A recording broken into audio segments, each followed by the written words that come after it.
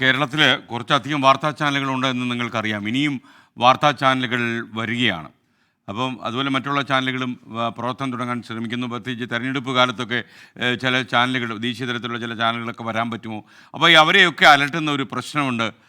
കേരളത്തിൽ പ്രൊഫഷണലുകളുടെ സാന്നിധ്യക്കുറവ്. ഒരുപാട് ആൾക്കാരെ കിട്ടാനില്ല മാർക്കറ്റിൽ.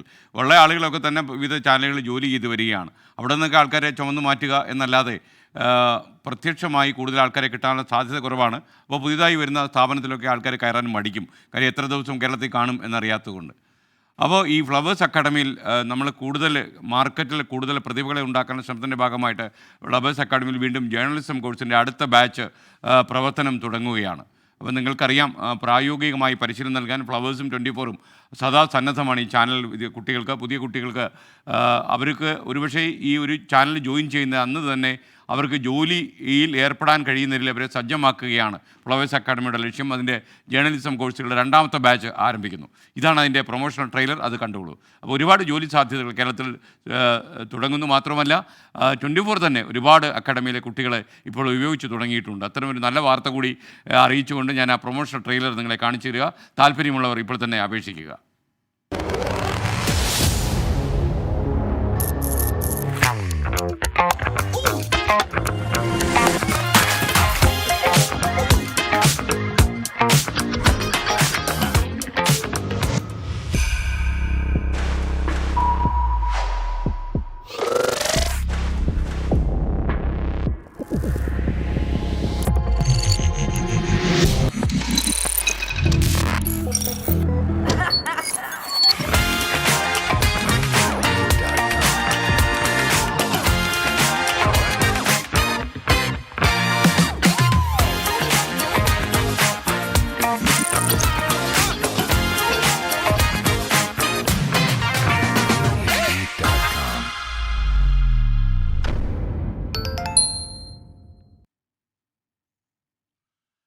അപ്പോൾ നിങ്ങൾ ഈ അവസരം ഉപയോഗപ്പെടുത്തണമെന്നാണ് എനിക്ക് തോന്നുന്നത്.